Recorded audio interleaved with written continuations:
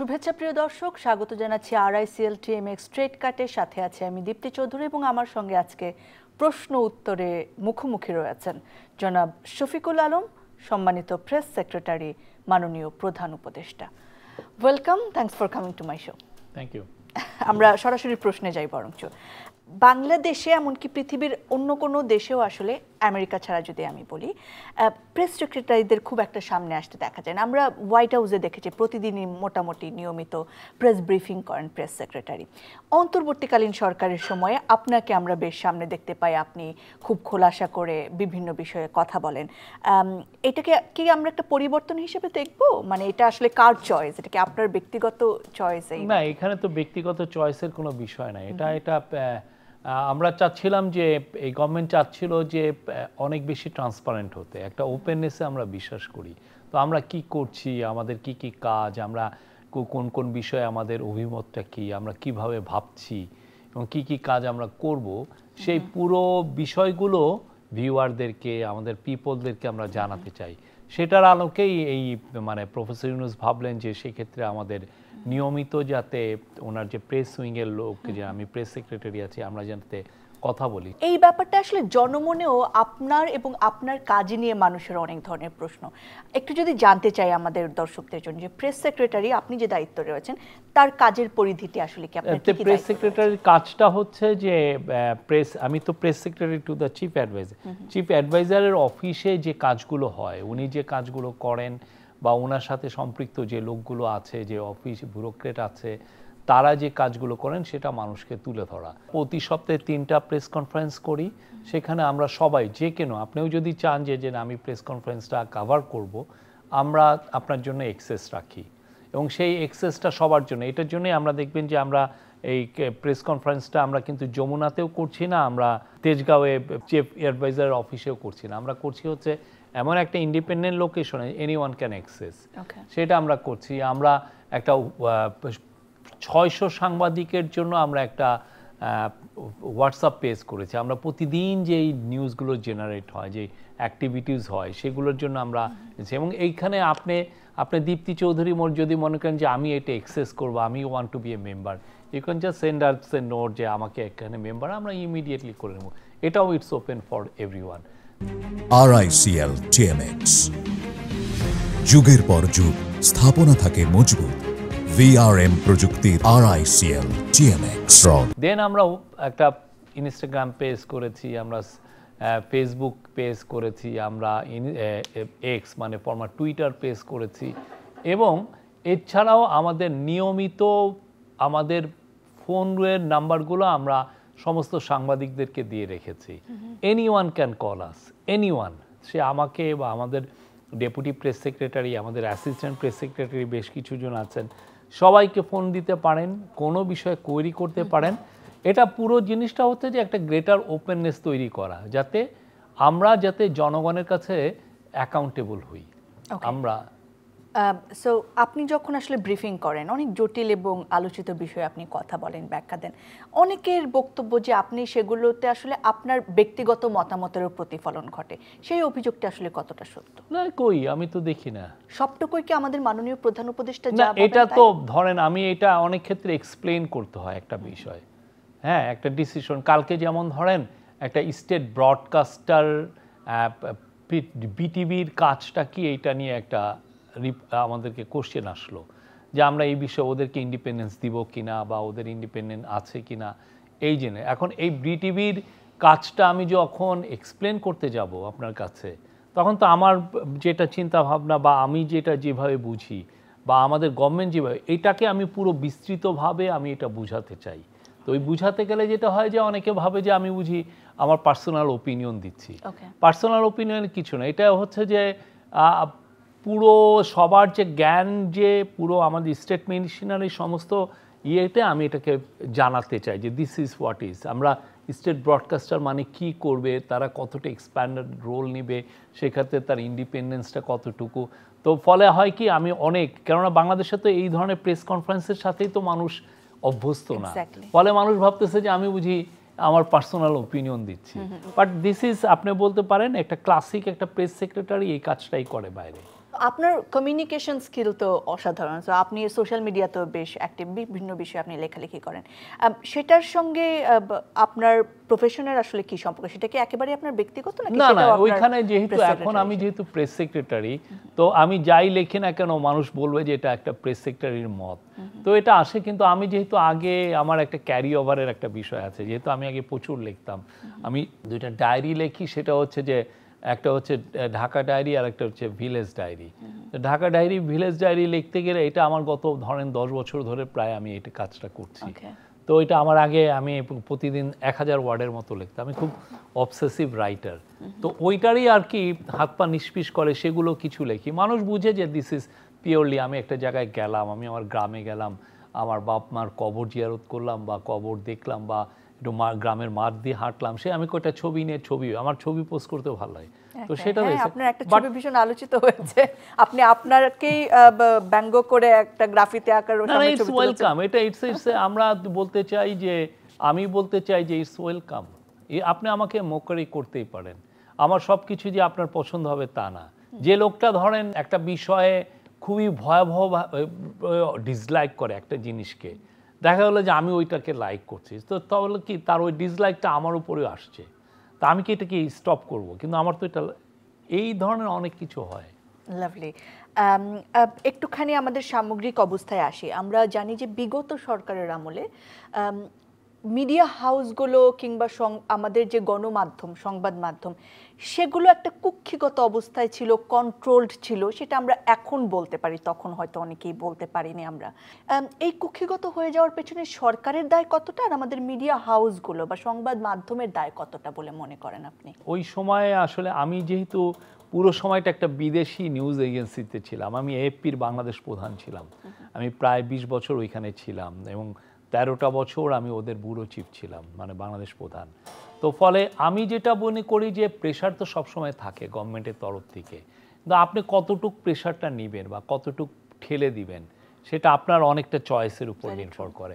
আবার অনেক ক্ষেত্রে হয় কি, আপনি হয়তো বা গভর্নমেন্টের যে ইডিওলজি সেটাতেও আপনার সহমত পোষণ করছেন, তো ফলে হয়েছে গভর্নমেন্টের ইডিওলজিও আপনি চাচ্ছেন যে ইম্পোজ করতে আপনার ওয়ার্ক প্লেসে, আপনি হয়তো জানেনও না যে এটা কতটা আপনার জন্য সামনে প্রবলেমেটিক হতে পারে বা এটার কারণে বিশাল একটা গ্রুপ অফ পিপল অ্যালাইনেট হয়ে যেতে পারে, ঠিক না? সেই জিনিসগুলো তো ছিলই। আর গভর্নমেন্ট তো চাবেই, মানে গভর্নমেন্টের মানে যেহেতু এটা একটা ব্রুটাল একটা ডিক্টেটরশিপ ছিল, সে তো আপনার ভয়েসটাকে কুক্ষিগত, সে তার ন্যারেটিভটাকে সে ইম্পোজ করতে চাবে জনগণকে, সে জনগণকে যেটা খাওয়াতে চাচ্ছে সেটাকে সে পত্রিকাগুলোর মাধ্যমে বা টিভিগুলোর মাধ্যমে তার এটা কনভে করার খুব যথেষ্ট সে প্রয়াস নিয়েছে। সে এটার জন্য ডিজিএফআইকে ইউজ করেছে, এনএসআইকে ইউজ করেছে, অনেক সময় আমাদের যে প্রেসিংয়ের চিফরাও এইগুলো ব্যাপারে তারাও একটা সার্ভেলেন্স এজেন্সির মতো কাজ করেছেন।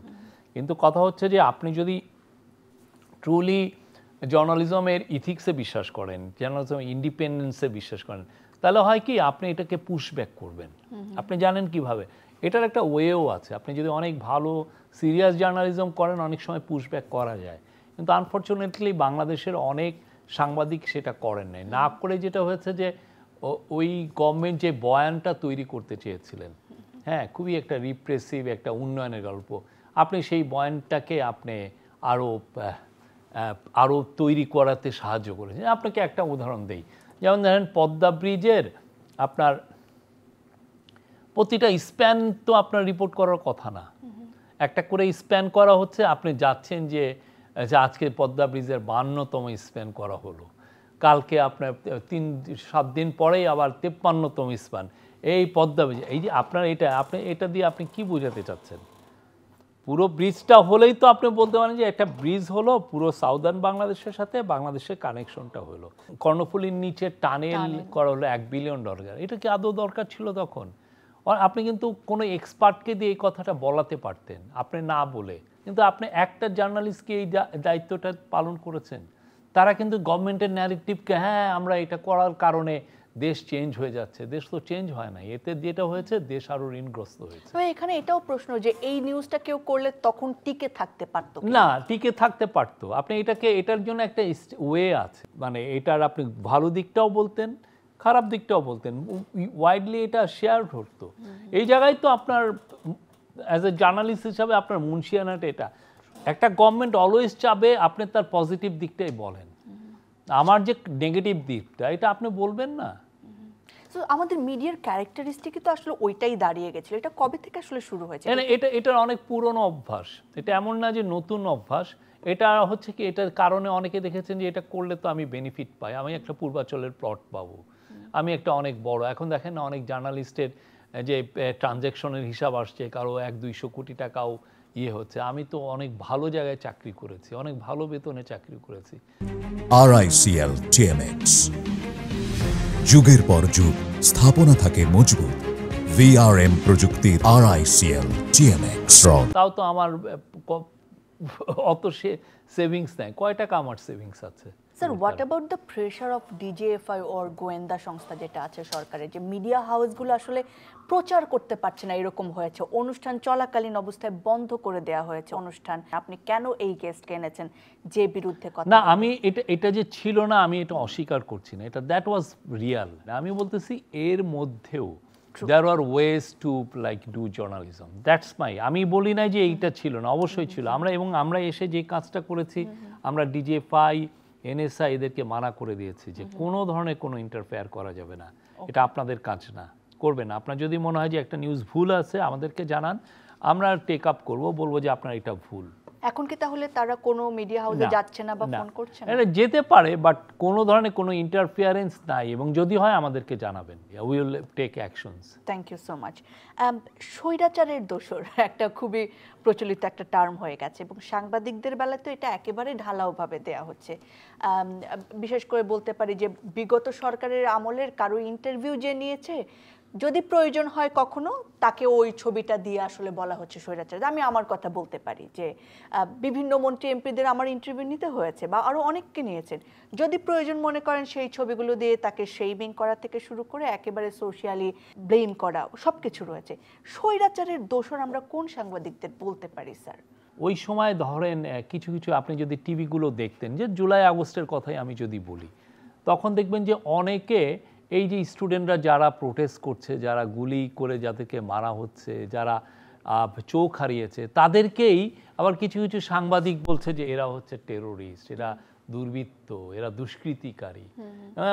এবং যে বয়ানটা তৈরি করছে এই সাংবাদিকরা, ওই বয়ানের ফলে আরো বলিয়ান হচ্ছেন এই সিকিউরিটি ফোর্স, যে না আসলেই তো এরা টেরোরিস্ট, আমি এদেরকে গুলি করি। তো এই যে ইনসাইটমেন্টটা যে করা, আপনি ভায়োলেন্সকে আপনি প্রভোগ করছেন, ভায়োলেন্স করতে আপনি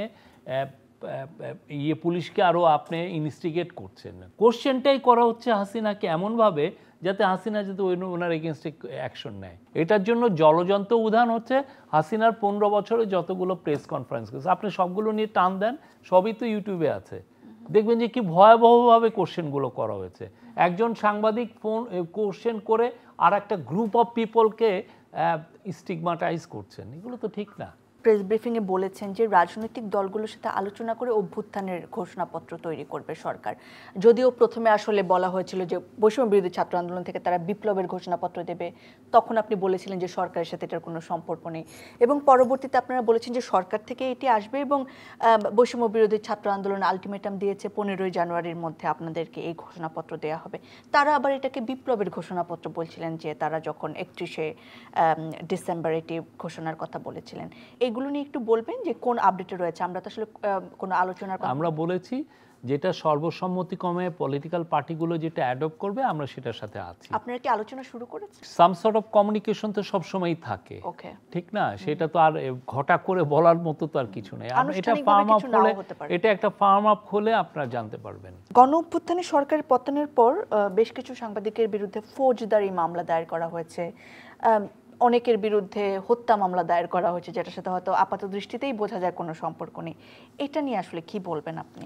ভিকটিমের ফ্যামিলিগুলো কেসগুলো দিয়েছে, আমরা তো দেই নাই, সরকার পুলিশও দেয়নি। ধরেন একটা ছেলে মারা গেল জুলাই আগস্টে, এখন তার বাবা যদি বলে যে না আমি 200 জনকে অ্যাকিউজ করে একটা কেস দিব, তো সেক্ষেত্রে হয় কি, আমি কি তাকে অনেক সময় আমি কি তাকে মানাও করতে পারি না আপনি কেসটা করবেন না।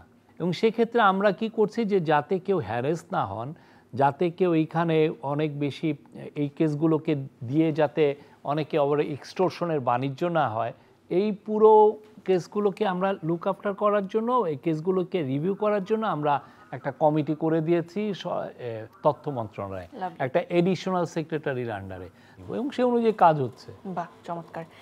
বাংলাদেশের বাইরে নানা ধরনের নেতিবাচক প্রচারণা হচ্ছে বাংলাদেশকে নিয়ে, বিশেষ করে যদি আমি বলি আমাদের পার্শ্ববর্তী দেশ ভারতের গণমাধ্যমে এই ক্ষেত্রে বিরাট তৎপর হয়ে আছে, এবং তার বেশিরভাগই খবর দেখা যায় যে বাংলাদেশের প্রেক্ষিতে আসলে তার কোনো যৌক্তিকতা নেই। এই প্রচারণাকে বিপরীতে মানে আপনি এবং আপনার দল, আমরা সকলে কতটা সফল ভূমিকা রাখতে পেরেছি বা সফল প্রচারণা চালাতে পেরেছি? না, আমরা আমাদের কথাগুলো বলছি। আমাদের এখানে এগেন আমাদের বিগেস্ট উইপেন হলো ট্রান্সপারেন্সি। আমরা যথেষ্ট ট্রান্সপারেন্ট, এবং সেই জন্য আমরা যেটা করছি যে আমরা ইন্ডিয়ান সাংবাদিকদের সবাইকে ইনভাইট করেছি, আসেন বাংলাদেশে, এবং আমরা বলেছি যে আপনি যদি 1 ঘন্টায় ভিসা চান, আমরা 1 ঘন্টায় ভিসা আপনাকে দিব। আপনারা আসেন, এসে বাংলাদেশে ভিজিট করেন, আপনার মতো করে রিপোর্ট করেন। আপনি যেটা লিখছেন আমরা মনে করি এটা একটা মিস ইনফরমেশন বা ইচ্ছা করে ডিসইনফরমেশন ছড়াচ্ছেন বা ফেক নিউজ ছড়াচ্ছেন। আপনি গ্রাউন্ডে এসে রিপোর্ট করলে আমরা শিওর আপনি ইউল গেট দ্য ট্রুথ। তো সেই অনুযায়ী অনেকে এসছেন, অনেকে এখনও অনেক ধরনের প্রোপাগান্ডায় জড়িত আছেন। কেন আছেন আমরা জানি না, বাট এটা মনে হয় না বেশিরভাগই আসলে ইচ্ছাকৃত? অবশ্যই, এটা তো বোঝাই যাচ্ছে যে তারা মেনেই নিতে পারছেন যে না, হাসিনা যে ক্ষমতায় নাই, এবং আমার মনে হচ্ছে যে হাসিনার প্রতি তাদের এতই ভালোবাসা, অকুণ্ঠ প্রেম, যে হাসিনা যে এত বড় একটা ক্রাইম, এত বড় বড় ভয়াবহ রকমের ক্রাইম করে যাচ্ছে, সেই জায়গাগুলো ওনারা এটা মানতেই চান না। হাসিনা যে এত হাজার হাজার লোক গুম করেছে, হাজার হাজার লোক খুন করেছে, কোটি কোটি 28 লক্ষ কোটি টাকার যে তার সময়ে বিদেশে পাচার হয়েছে, তার এক একটা, এই যে দেখেন না তার বোনের ছেলে মেয়েদের নামে কি সব বেরোচ্ছে, ব্রিটিশ ম্যাগাজিন বেরিয়ে, এটা তো আর বাজে পত্রিকা না। ব্রিটেনের ফাইন্যান্সিয়াল টাইমস, ব্রিটিশের দ্য টাইমস অফ লন্ডন, এরা রিপোর্ট করছে যে তাকে ফ্রি ফ্ল্যাট দেওয়া হয়েছে তাদের 2 বোনকে। কেউ কাউকে ফ্রি ফ্ল্যাট দেয়? আপনাকে কেউ দিয়েছে? আমাকে কেউ দিয়েছে? আমি যখনই ফ্রি ফ্ল্যাট পাওয়া মানেই হচ্ছে যে সে তার চাচির, যে তার খালার যে গভর্নমেন্টের থেকে কিছু হয়তো আদায় করার ধান দেয়, ঠিক না? এই ব্যাপারগুলো তো এরকম। তা আমরা আমাদের ট্রান্সপারেন্সিটা রেখেছি, আমরা গ্লোবাল সমস্ত মিডিয়ার সাথে আমরা খুবই ট্রান্সপারেন্ট ওয়েতে ডিল করি, এবং আমরা দেখতেছি যে ওয়েস্টার্ন প্রেস অনেক বেটার জার্নালিজম করছেন। ইচ্ছাকৃতভাবে এই ধরনের ভুল তথ্য প্রকাশ করেন, তাদের বিরুদ্ধে কি কোনো আইনি ব্যবস্থা? এটা যেহেতু বিদেশে, সেটা আপনি কিভাবে আইনি ব্যবস্থা নেবেন? আমি তো যে ইন্ডিয়ান একটা সাংবাদিকের এগেইনস্টে এখানে কেস দিতে পারি না, ঠিক না? এই জায়গাটা আমাদের ব্যবস্থা কি? আমরা বলতে পারি যে তোমরা অনেক মিথ্যা নিউজ ছড়াও। সেই জিনিসটা আমরা কালকেও আমরা, যেমন পালকি শর্মা আমাদের হোম সেক্রেটারিকে নিয়ে যাতা একটা রিপোর্ট লিখেছেন, উনি হিজবুত তাহরিরের উনি লিডার। হিজবুত তাহরির এক লিডার হচ্ছে নাসিম গনি, আর ইনার নাম হচ্ছে নাসিমুল গনি। ওই হিজবুত তাহরির ওই লিডার ব্রিটেনেই থাকে, আর উনি বাংলাদেশে না। এই দুইজনে মিলায় ওনারা একটা রিপোর্ট করে, মানে এত সিলি সব রিপোর্ট। মানে মিথ্যার বিপক্ষে সত্য প্রকাশ ছাড়া আপাতত আমাদের কিছু করার নেই। না, এটা আর কি করব? আমরা একটা করতে পারি যে, যেমন ধরুন অনেক বড় বড় পিআর এজেন্সি আমরা হায়ার করতে পারি, অনেক টাকা লাগবে, সেক্ষেত্রে দেখা যায় যে 50, 60, 100 কোটি টাকা খরচ হয়ে যাচ্ছে। তা আমরা এটা এই দিকে না যে আমরা আমাদের সত্যটা বলছি, এবং আমার মনে হয় যে সত্য অনেক শক্তিশালী একটা বিষয়। অ্যাবসলিউটলি।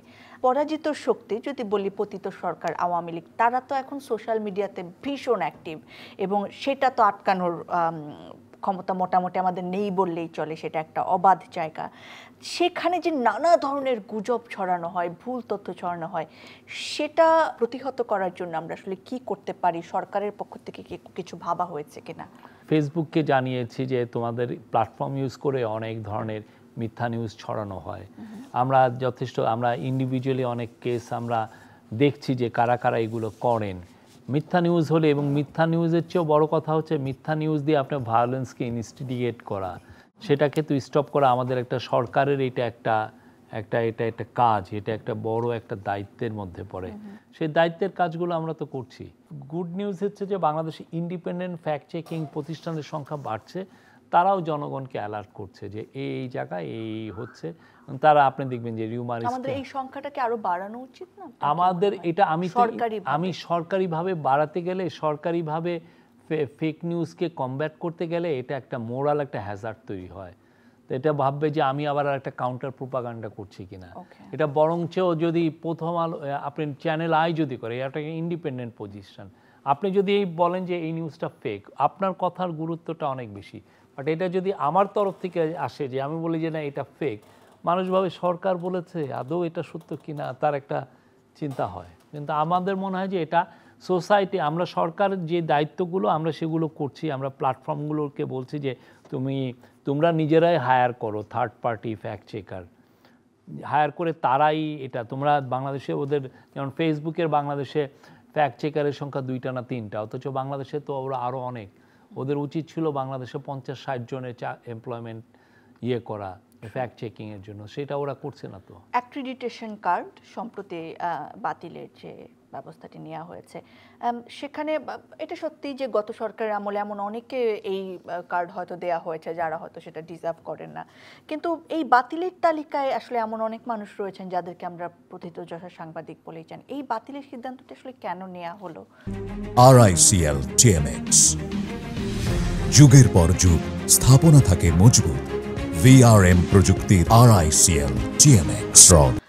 না, অ্যাক্রিডিটেশন কার্ড প্রথমে যেটা ছিল, পরে তো ওইটার আলোকে কিন্তু আমরা বলেছি যে আমরা রিভিউ করব। কেউ যদি মনে করেন যে না আমি সাংবাদিক, আমি খুব ভালো সাংবাদিক, কিন্তু আমাকে এটা রংলি করা হয়েছে, অবশ্যই তারটা আমরা রিভিউ করব। এবং এটা আমরা একদম ঘটা করে জানিয়েও দিয়েছি। আপনি জানেন একটা বড় রকমের ফায়ার হয়েছে, ফায়ার হওয়ার পরে এটা একটা মোস্ট প্রোটেক্টেড এরিয়া সেক্রেটারিয়েট, ওইখানে কারা ঢুকবে কি না ঢুকবে সেগুলোর ব্যাপারে আমরা কিছু রিস্ট্রিকশন ইম্পোজ করেছিলাম। এখন গ্র্যাজুয়ালি সেটা আমরা ইজ করছি। আপনার কি মনে হয় যে কি কি জায়গার সংশোধন আনলে, কোন দুর্বলতাগুলো এড়িয়ে গেলে আসলে আমাদের গণমাধ্যম সেই শক্তিশালী জায়গায় পৌঁছাবে যার কোনো সরকারই আসলে তাকে এইভাবে কলুষিত করতে পারবে না বা কুক্ষিগত করতে পারবে না, তার গলা টিপে ধরতে পারবে না? আমার মনে হয় নিউট্রালিটি থাকা ভালো, ইন্ডিপেন্ডেন্ট যে গভর্নমেন্টই আসুক। আপনি যদি কোনো গভর্নমেন্টের না হন, কোনো পলিটিক্যাল পার্টিতেই যদি বিলং, আপনার একটা ইন্ডিপেন্ডেন্ট একটা ভয়েসের একটা স্ট্রেংথই আলাদা। নিউজ পেপার বা একটা টিভি স্টেশনের বড় কাজ কি, সে পাওয়ারফুল পিপলকে অ্যাকাউন্টেবল করে, ঠিক না? তার কাজটাকে জনগণের সামনে তুলে ধরে। সে যদি রং ডুইং করে সেটাকে জানায়, সে যদি ভালো কাজ করে সেটাও জানায়। সাগররুনিদের মতো ঘটনা যখন এখনো বিচারহীনভাবে পড়ে থাকে, তখন কি সাংবাদিকদের জন্য সেটা ভয় না যে তারা সেই সেফটিটা পাবেন কিনা, একটা ক্ষমতাকে প্রশ্ন করে? না, আমার যেহেতু এই জবটা এরকম, গাজাতে দেখেন না ইসরায়েলিরা বোম্বিং করে গুলি করে আপনার 150-200 জন সাংবাদিককে খুন করেছেন। ওনারা কি জার্নালিজম কি ছেড়ে দিয়েছেন? তারা কি সত্য কথা বলছেন না? তাহলে স্যার সেই জায়গায় বাংলাদেশের জার্নালিস্ট কারা হবেন, এই জায়গায় আরো একটু কঠিন ছাঁকনি ব্যবহার করা উচিত না কিনা? না, আপনার যদি প্যাশন থাকে জার্নালিস্টরা হবেন, কিন্তু আপনার একটা যে প্রতিষ্ঠানে থাকবেন সেই প্রতিষ্ঠানের জন্য গেট কিপিং থাকে, সেই জন্য জানে আপনি যে জার্নালিজমটা করছেন সেটা ফেয়ার, সেই জায়গাটা যেন স্পষ্ট থাকে, যে সে যাতে ইথিক্যালি কোনো রকমের রং না করে। যেমন ধরেন আপনি একটা মন্ত্রীর এগেনস্টে আপনি লিখলেন, হ্যাঁ লিখলেন, আপনি এমন বাজে বাজে লেখা লিখলেন, সে আপনার উপর রেগে গেল।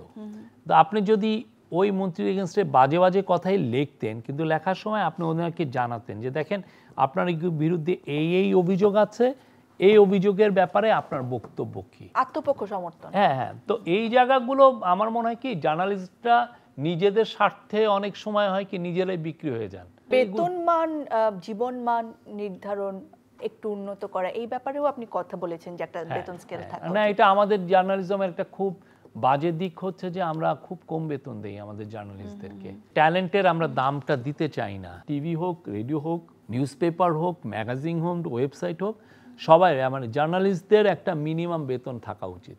ওয়েস বোর্ড থাকলে ভালো, খারাপ না, বাট মিনিমাম এটা থাকতেই হবে যে নিউজ ইন্ডাস্ট্রিতে এর নিচে কোনো বেতন দেওয়া যাবে না।